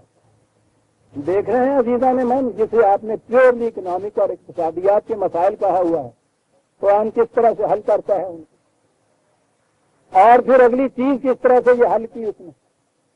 یہاں سارا منتہائے نگاہ اور نصب العین یہ کے ساتھ عام الفاظ جو آج کل ہے، روٹی کپڑا مکان وغیرہ، یعنی منتہائی زندگی کا یہ ہوا۔ اول تو اس کو بھی چھوڑ دیجئے کہ یہ بھی ہو سکتا ہے یا نہیں، آج تک یہاں ہمارے یہاں تو خیر نظامی سوشلزم کا نہیں ہے، جن اقوام میں یہ آیا ہوا ہے نظام، وہاں بھی یہ چیز ابھی تک نہیں ہو سکی، وہاں بھی اتنا فرق ہے عام مزدور اور عام کاشتکار میں اور اوپر کے طبقے میں کہ وہی فرق نظام سرمایہ داری والا جو ہے، چھوڑ دیجیے۔ میں کہتا ہوں کہ یہ ہو بھی جائے، فراوانی سے یہ کچھ مل بھی جائے، جسے آپ یہ زندگی کی ان ضرورتوں کی فراوانی کہتے ہیں، خوشحالی کہتے ہیں، افراد سے یہ کچھ بھی مل جائے، تو کیا اس سے انسانی معاملات حل ہو جائیں گے؟ انسان کی زندگی اتنی ہے، حیوان کی تو اتنی ہے، اسے اگر پیٹ بھر کے کھانے کو مل جاتا ہے تو پھر کوئی پرابلم باقی نہیں رہتی حیوان کی، اس کی پرابلم ہی کھانے پینے کی، اس لیے کہ زندگی ہی طبعی ہے، طبعی اسباب ملے، زندگی کا مقصود پورا ہو گیا، مطلوب مل گیا، منتہا حاصل ہو گیا۔ کیا انسانی زندگی کا بھی مقصود و مطلوب اتنا ہی ہے کہ اگر اس سے یہ طبی سامان زیست جسے آپ روٹی کپڑا مکان یا اور چیزیں ساتھ کہتے ہیں مل جائے تو کیا واقعی انسانی معاملات کا حل ہو جاتا ہے؟ ہم سے نہ پوچھو، ان سے پوچھو کہ جنہیں اتنا ملا ہوا ہے سنبھال نہیں سکتے، پوچھئے کہ کیوں صاحب آپ کے تمام جتنے بھی زندگی کے مسائل سے حل ہو چکے ہیں، اطمینان حاصل ہے، آپ کو پورا سکون مل گیا، کوئی پرابلم باقی نہیں رہی، پوچھئے ذرا۔ اور پھر اس نظام سے پوچھئے، قرآن کہتا ہے کہ جس میں یہ چیزیں حاصل ہو جائیں اور اقدار اور ویلیوز اس میں نہ رہیں، جب منتہا یہ ہو جائے کہ صرف یہی ہے کھانے پینے کو ہر ایک کو ملنا چاہیے، تو اس میں اقدار کا تو سوال پیدا نہیں ہوتا۔ لینن نے تو اسی لیے کہا تھا کہ ہمارا یہ جو سوشلزم ہے یا کمیونزم ہے، معاصل اس کا یہ ہے کہ ہر ایک کو اس میں کھانے پینے کو ملے، اور ہم کسی ویلیوز، کسی اقدار، کسی ابدی قانون کے قائل نہیں ہیں، ہم جانتے نہیں اخلاقیات کس کو کہتے ہیں، یہ نظام سرمایہ داری کے حاملوں کی پیدا کردہ فریب ہے۔ ویلیوز کوئی نہیں، اخلاق کوئی نہیں، انسان کی زندگی سطح حیوان پہ آ جاتی ہے، حیوان کو ویلیو کا تصور نہیں ہوتا، انسان ویلیو کے تصور سے ان کا جا نہیں سکتا۔ کتنا کچھ کسی کو دے دیجیے سارا کچھ، اس دینے کے بعد ذرا گھور کے دیکھیے اس کی طرف، کچھ نہیں کی کہا آپ نے اس کو، گالی دے دیجیے، جاتے جاتے اس سے کہہ دیجیے بڑا کمینہ ہے، اپنی بھینس میں 1000 جگہ صبح نہیں جانتا تھا کمینہ کیسے چلے جائے گی، یہ کیا ہو گیا۔ اور میں کہتا ہوں اگر اس نے سن پایا ہے، غیر مانا ہے، اٹھا کے پھینک دے گا، کہہ دے گا کہ بھوک سے مر جانا اچھا ہے، یہ سننے کی بجائے یہ کیا چیز تھی، روٹی کپڑا مکان ہی اگر چیز ہے وہ تو مل گیا تھا، بڑی زندگی سے مل گیا تھا، پھر یہ فرق کیوں پیدا کیا جاتا ہے نا ویلیو کا کوئی تصور؟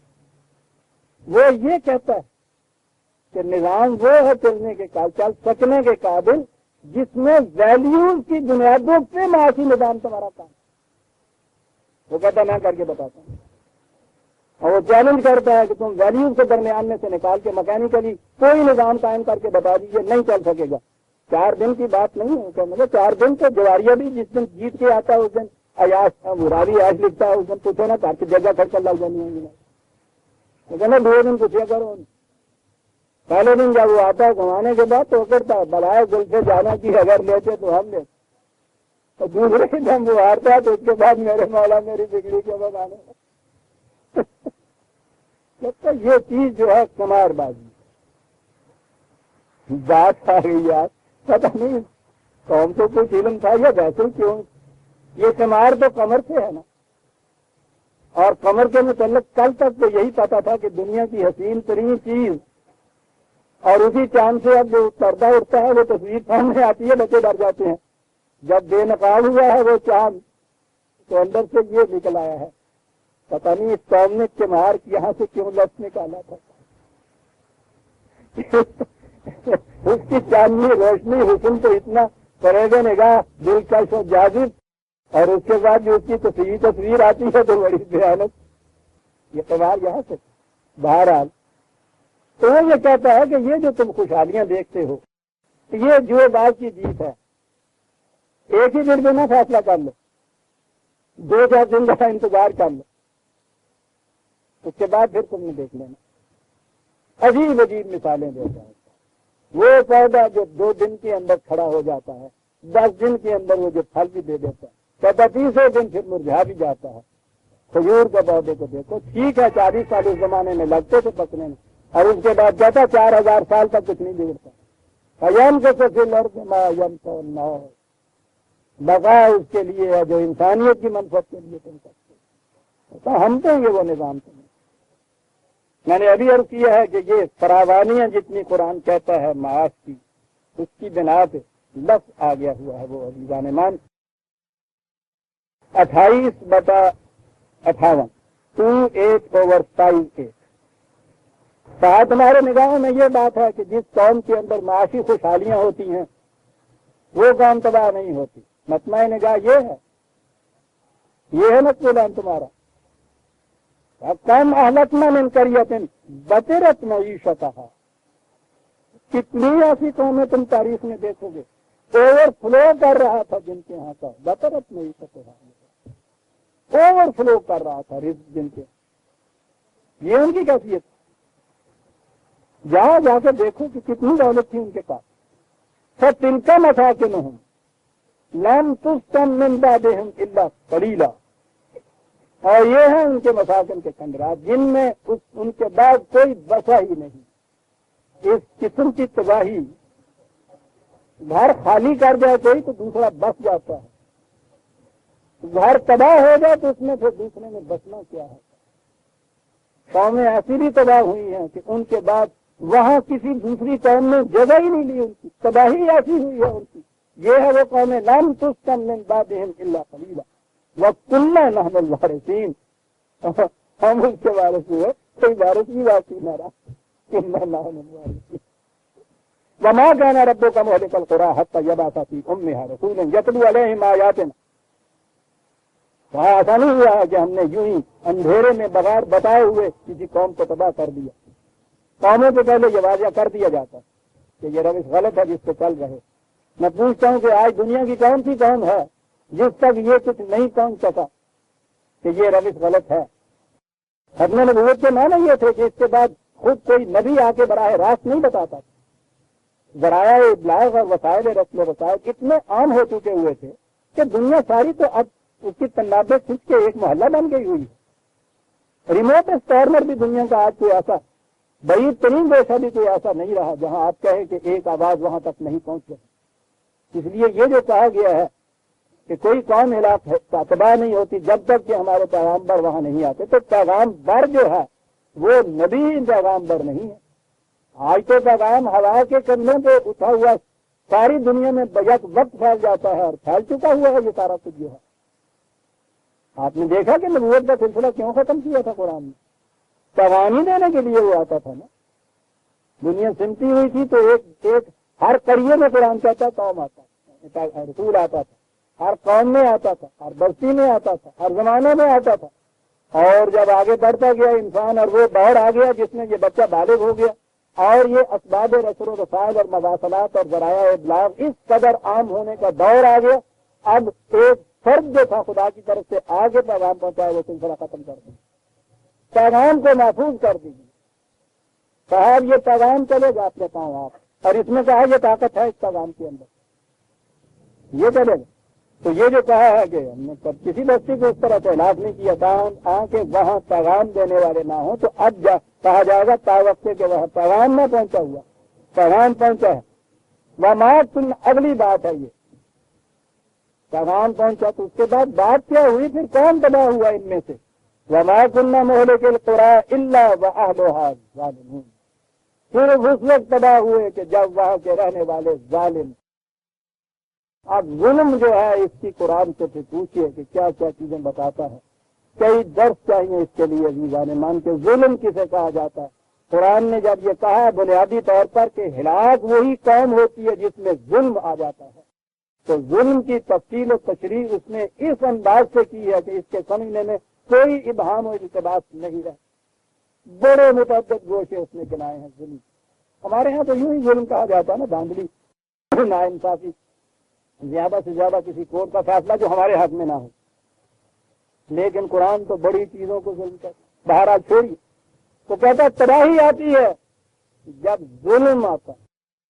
عزیزان من قرآن سے ظلم کو سمجھ لیجئے تو پھر پتہ چل جائے گا کہ ارے دل یہ تو اپنی داستان معلوم ہے۔ اور اگر میں کیا کہوں، جب یہ بات ہے کہ لن تجد لسنت اللہ تبدیلا، تو وہ کہتا ہے کہ ظلم کا انجام تباہی ہوتا ہے، ظلم بتا رہا ہے کیا ہے، اگر ظلم ہو رہا ہے کسی قوم میں تو وہ کہتا ہے کہ ہمارا یہ سنت بدل نہیں سکتا، کہ ظالم پنپ نہیں سکتا، نہیں پنپ، انہ لا یصلح الظالم، بڑی چیز، ظالم کی کھیتی کو وہ پنپ میں نہیں دیتا، مال کو ہے۔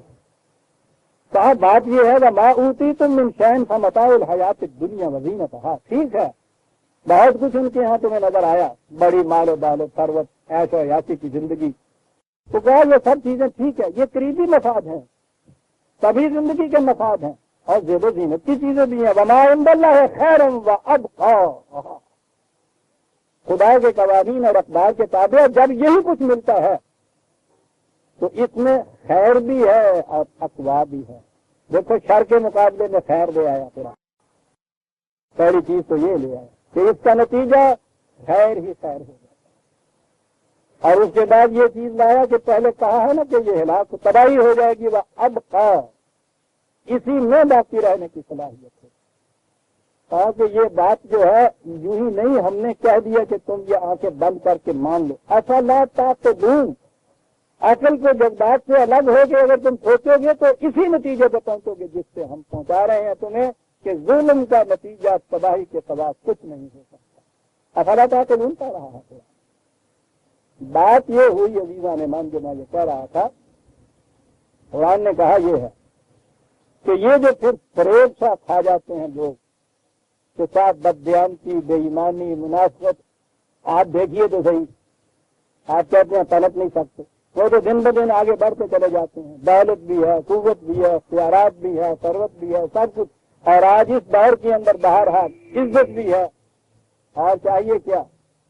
کہا یہ فریب ہے جس میں یہ چل جائے، یہ جواریے کی جیت ہے، تھوڑا سا انتظار کیجئے اور اس کے بعد آپ دیکھیے کہ کیا انجام ہے۔ اور یہ جو میں نے عرض کیا ہے کہ قرآن یہ چیزیں دیتا ہے، یہ تو نظری چیزیں ہیں نا جو قرآن دیتا ہے، کہ بنتا ہے الفاظ کے ذریعے دیتا ہے، وہ اس کے ثبوت میں تاریخ کو بطور اپنی شہادت سے پیش کرتا ہے، تو دیکھو تاریخ تمہیں کس نتیجے پہ پہنچ جاتی ہے، اور اس کے بعد بھی یہ کہتا ہے کہ پھر اپنے زمانے کو نگاہ کرو اور دیکھو کہ اگر یہاں جو جس قوم کا نظام ان غلط بنیادوں پر سوار ہوگا اس کا نتیجہ پہلے بھی یہ نکلا ہے، آج بھی یہی نکلے گا، وَلَن تَجِدَ لِسُنَّتِ اللَّهِ تَبْدِيلًا، تم ہمارے قانون اور روش میں کوئی تبدیلی نہیں پائے۔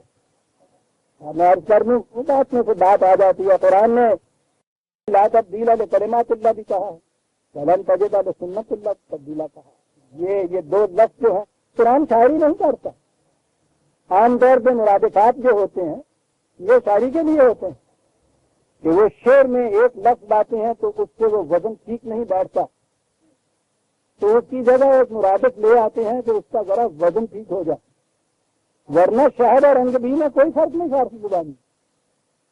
قرآن تو شاعری نہیں، اس کے یہاں مرادفات کی ہی نہیں آتی، بڑا شعر کا فرق ہوتا ہے اس کے اندر، اور بڑا ہی بنیادی فرق ہوتا ہے، اور یہ عربی زبان کی خصوصیت ہے اس کے اندر۔ ایک ایک چیز کے لیے سینکڑوں نام، اونٹ کے لیے 600 تلوار کے لیے آواز، یعنی سوچیے تو صحیح وہ کون کون سی چال ہے اونٹ کی جس کا الگ الگ نام وہ رکھتے ہوں گے، لیکن ان کے یہاں ادب کی کتابوں میں دیکھیے جھوم جاتا ہے آدمی جہاں وہ فرق کر کے دوسرا نام دیتے ہیں اس کا باہر آ، اور پھر ان کے یہاں تو حسین ترین یہ چیز ہے وہ تو ناکا ہے نا، انیکا کے معنی سب سے خوبصورت، اور سب سے خوبصورت تو ان کے یہاں یہ جمال جسے آپ کہتے ہیں جمل ہی تو ہے، اونٹ لیکن عزیزہ مہمان عرب سے پوچھیے کہ اس کا اونٹ اور اس کی اونٹنی سے کیا، اسے وہ جمل کہتا ہے، اسے وہ اپنے ناکا کہتا ہے، اس سے زیادہ خوبصورت کے لیے الفاظ اس زبان میں نہیں ہے۔ بڑی پریکٹیکل قوم تھی، جس جانور نے ان کو اتنا فائدہ پہنچایا ہے اسے ہی انہوں نے جمیل ترین قرار دیا، شو ونڈو کے رکھنے والی گڈیاں نہیں ہونا کیا ہے۔ بات اس میں میں یہ کہہ رہا تھا کہ اس نے ایک جگہ کلمۃ اللہ کہا ہے، دوسری جگہ سنت اللہ کہا ہے، وہ بھی تبدیل نہیں ہوتے، یہ بھی نہیں ہوتے۔ یہ لا جب وہ الفاظ میں ہوتا ہے، نظری اعتبار سے لا جب ہوتا ہے قانون، وہ کلمہ کہلاتا ہے، اور جب وہ پریکٹس میں لایا جاتا ہے تو اسے سنت کہتے ہیں۔ سارے سائنس کے لاز جتنے بھی ہیں جب وہ کتابوں کے اندر ہوتے ہیں تو وہ کلمات کہلاتے ہیں، جسے آپ نظریہ پاکستان وہ کہتے ہیں، یہ کلمہ تھا۔ یہ سنت بننی تھی مملکت ملنے کے بعد جب اس کو پریکٹس میں لانا تھا۔ نظریہ کلمہ الفاظ نقوش کے اندر کتابوں کے اندر بند پڑا رہے کوئی نتیجہ پیدا نہیں کرتا، خواہ وہ غیر متبدل ہی کیوں نہ۔ جب اس کو آپ انٹو پریکٹس لاتے ہیں پھر وہ اپنے نتائج دیتا ہے۔ قرآن نے یہ کہا ہے کہ یہ نظریہ کے اعتبار سے دیکھیے جو کلمات ہم قوانین دیتے ہیں ان میں اس اعتبار سے بھی کمی نہیں ہوگی، H2O جو ہے وہ قیامت تک اسی طرح سے رہے گا، کبھی تبدیلی نہیں ہوگی۔ اور اس کی سنت یہ ہے کہ جب بھی آپ آکسیجن اور ہائیڈروجن کے ان دو اور ایک کی نسبت سے اکٹھا ملائیں گے تو پانی کا قطرہ پیدا ہوگا، وہ لن تجد لسنت اللہ تبدیلا، یہ سنت اللہ۔ جب نتائج نکلتے ہیں تو جہاں جہاں اس نے قرآن میں قوموں کے غلط نظام کے نتائج کا بیان کیا ہے ہر جگہ سنت کا لفظ لایا، جہاں ان کی حفاظت کا ذکر کیا ہے تمت کلمۃ ربے کا۔ ہو سکتا ہے کہ اس زمانے میں جب یہ قرآن نازل ہوا ہے تو یہ کلمات اللہ سنت اللہ میں ابھی سارے تبدیل نہ ہوئے ہوں، ایک دور میں ہو گیا ہو سکتے، وہاں تمت کلمات اللہ کہا ہے قرآن لا تبدیل لکلمات، اور جہاں تاریخ میں یہ کلمات انٹو پریکٹس آئے ہیں انہوں نے نتیجہ پیدا کیا، سارے قرآن میں وہاں کلمہ نہیں آیا سنت آیا، تو یہ چیز جو ہے یہ بدل نہیں سکتی۔ این یو اجبہم بہا فی دنیا، تو جبھی اقوام عالم کے انجام کی طرف توجہ دلائی ہے نا کہ اس دنیا کے اندر انجام دکھا رہا ہے وہ، قیامت کا انجام تو ان کے ان مساکن سے اور تاریخ سے نہیں نظر آ سکتا۔ اور کیفیت یہ ہے کہ وَإِذَا أُنزِلَتْ سُورَةٌ أَنْ آمِنُوا بِاللَّهِ وَجَاهِدُوا مَعَ رَسُولِهِ، جب بھی کوئی ایسا قرآن میں آیت نازل ہوتی ہے، کوئی ایسا قانون نافذ ہوتا ہے جس میں کہا جاتا ہے کہ بابا ایمان یہ ہے کہ جاہدو، مگر نہیں ہے آمنوا باللہ وجاہدوا مع الرسول، کیا بات ہے صاحب، تو اللہ پہ ایمان لاؤ تو اس کے بعد پھر جہاد کرو رسول کے ساتھ مل کر، جب بنے تم مومن۔ آمنوا باللہ تک کی معاملات تو کوئی مدد کی ہے، ہم خدا کو مانتے ہیں، کسی سے پوچھئے کہ صاحب یہ مانتے ہیں کیا ہوتا ہے، مانتے ہیں یہ خدا ہے، شاید اگر آپ کہیں گے خدا نہیں ہے تو پھر کیا بن جائے گا، یعنی ایک یہ ہے کہ وہ اس کا مطالعہ آپ کہیں ہے تو وہ ہے، آپ کہیں نہیں ہے تو نہیں، اور آپ پہ کیا فرق پڑا جی، کہتا ہے ان آمنوا باللہ و جاہدوا مع رسولہ، اس کے ساتھ جہاد کے لیے نکلو. استأذنک اولو الطول منہم، کہتا ہے ان میں سے یہی لوگ جو صاحب دولت مند لوگ جو ہے نا، جو سرمایہ دار، یہ ہیں جو آگے کہیں گے کہ صاحب بڑا بسا کام نہیں کہا ہے اور بینک کو ایک ڈرافٹ چھڑانا جو نہ چھڑایا تو طریق بدل جائے گی، سمجھے نا. وہ کنفائنمنٹ ہی کہا ہے جی ان کراچیوں لین جانا کہ وہ مجھے تو آپ کو 4 دن کی چھٹی دے دیجیے بس، ٹھیک ہے میں آ جاؤں گا جی بعد میں کاروبار ذرا بھگتا لوں، اس کے بعد فارغ ہو کے بس آ جاتا ہوں میں. کہتا ہے اولو الطول جو ہے وہ آتے ہیں کچھ کہنے کے لیے. اس زمانے میں بھی یہی کچھ کرتے تھے، آج بھی یہی کہتے ہیں. اولو الطول وقالوا ذرنا نکن من القاعدین، کہا کہ بہرحال کیا عذر ہے. کہنے لگے آپ کی جماعت میں سے بھی تو کچھ ہے نا جو نہیں جا سکتے، پیچھے رہ گئے، یعنی وہ جو بیمار ہیں، جو مجبور ہیں، جو کچھ معذور ہیں، بہرحال وہ تو رہنا پڑتا. تو وہ کہتے ہیں کہ سانو بھی یہ تھوڑا سا نہیں لیں اور کے لیے جانا تو تھوڑے ہوتے بیٹھے ہوئے تھوڑے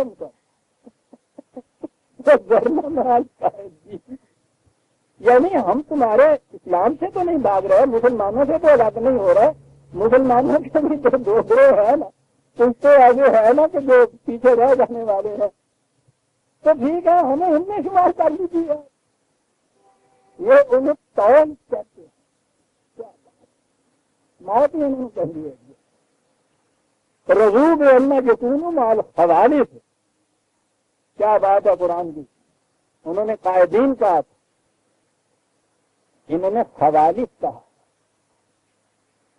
مقصد یہ کام نہیں ہے کہ یہ محاورہ جو ہمارے ہاں بھی ہے نا، چوڑیاں پہن کے بیٹھ جانے والے، کہا یہ معذوری والی بات نہیں ہے، یہ ان کے ساتھ رہنا چاہتے ہیں جو میدان جنگ سے بھاگ کے چوڑیاں پہن کے گھروں میں بیٹھا رہنا چاہتے ہیں. کیا بات ہے، قائدین اور خوالف کے برقے 2 لفظوں نے بات ساری واضح کر دی.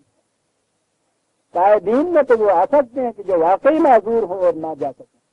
خوالف وہ ہوتے ہیں کہ جو کر سکتے ہو کسی کام کو لیکن اس کے باوجود نہ کرنا چاہیں. زبان تھی بات یہ ہے، قائدین کہہ رہے ہیں اصل میں خوالف. اب یہ رہا کہ ان کو یہ سمجھاؤ کہ بابا یہ بات جو ہے یہ غلط ہے، کہ ہم نے سمجھاؤ کیا. دولت اگر اقدار کے تابع نہ رکھی جائے تو اس کا نتیجہ یہ ہوتا ہے وَاتَّبِعْ عَلَىٰ قُلُوبِهِمْ فَهُمْ لَا يَفْقَهُونَ، پھر دلوں پر مہریں لگ جایا کرتی ہیں اور سمجھنے سوچنے کی صلاحیتیں ختم ہو جایا کرتی ہیں. 99 کے پھیر میں آ جاتا ہے انسان، کہتا ہے سمجھ سوچ کی بات نہیں رہا تھا. دوسری طرف لیکن الرسول والذین آمنوا معه جاهدوا بأموالهم وأنفسهم وأولئک لهم الخیرات أولئک هم المفلحون.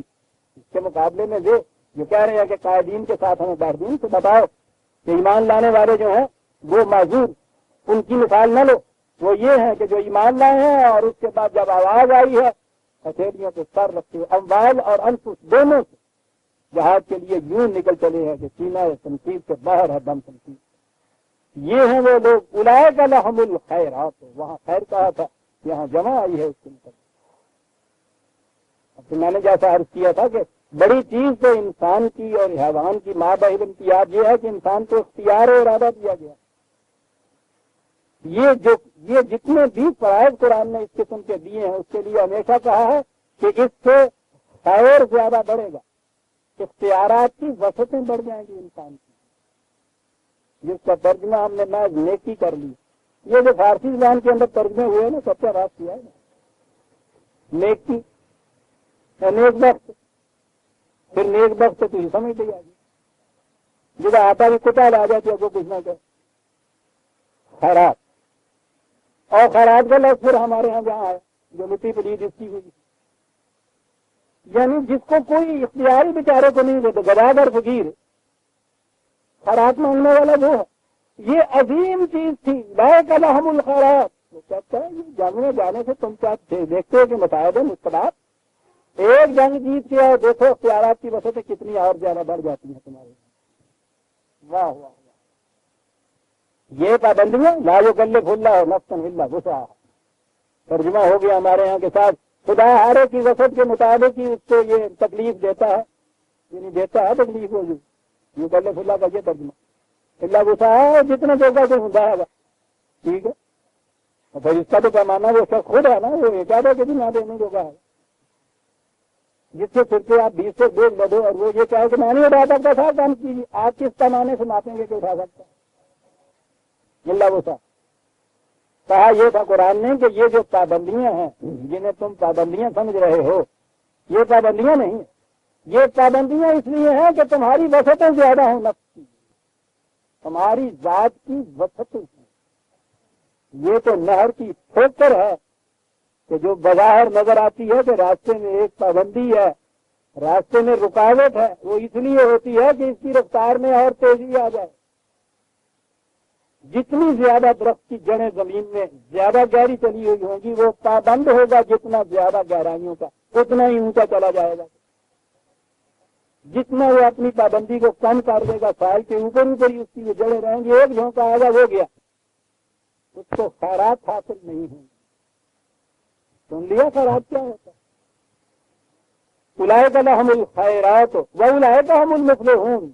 یہی ہے جس کے درخت پھل لائیں گے. وہی درخت پھل لاتا ہے جو جتنا زیادہ زمین میں گڑا ہوا. اعد اللہ لہم جنات تجری من تحتها الانہار خالدین فیہا ذالک الفوز العظیم. ان کے لیے, ان کے رہنے کے لیے خوشگواریوں کے سدا بہار باغات جن کی شگفتگی سرسبزی اور شرابی میں کبھی فرق نہیں ہے. اکل آدائن قرآن نے کہا, وہی جو اقبال کہتے ہیں گرایا کرتے. یہ نغمہ فصل گلو لالا کا نہیں تابا میں بہار ہو کے خدا لا الہ الا اللہ خالدین فیہا وہاں رہیں گے. ذالک الفوز العظیم. یہ نجات نہیں ہے کہ پھنسے ہوئے سے کسی مصیبت میں وہاں سے چھٹکارا مل گیا. دنیا کے ہر مذہب میں نجات یا سلویشن منتہا ہے. قرآن نے کہیں منتہا نجات قرار نہیں دی. فوز کا, اچیومنٹ کا, اچیومنٹ بھی عظیم ہے, بہت بڑی اچیومنٹ ہے جسے یہ حاصل ہو جائے. اس قسم کی زندگی کے جو خدا نا آش نہ ہو, ہمیشہ سب لوگ شاداب رہنے والی زندگی جس میں خیرات ہے, جس میں اختیارات کی وسعتیں ہیں, جس میں ذات کی صلاحیتیں حدود میں آش نہ ہوتی چلی جائیں. فوز عظیم بہت بڑی اچیومنٹ ہے, اس طرح سے حاصل ہوتی ہے. کہا کہ پیچھے رہنا ہے تو پیچھے رہنے والوں میں سے یہ کیوں کہتے ہیں کہ معذوروں میں ہم شامل ہو جائیں گے تو ہم بھی جماعت مومنین نہیں ہوں گے. بہرحال پیچھے رہنے والے وہ یوں پیچھے رہنے والے نہیں ہیں, بیچارے معذور ہیں. تم خوالف کے ساتھ رہو گے, کر سکتے ہو کرنا نہیں چاہتے. مومن وہ ہیں کہ جب آواز آتی ہے تو اس طرح سے وہ جوک برتوک نکل کے جاتے ہیں. یہ وہ ہیں کہ جن کے لیے خیرات, یہ وہ ہیں کہ جو مفلحون ہیں, یہ وہ ہیں جو فائزون ہیں. ان کے لیے بہت بڑی اچیومنٹ ہے. وقت ہو گیا عزیزان من. سورہ توبہ کی آیت 89 تک ہم آ گئے. 89 غالباً کرتے ہیں نہیں 99 90 سے ہم آئندہ لیں گے. ربنا تقبل منا انک انت السمیع العلیم.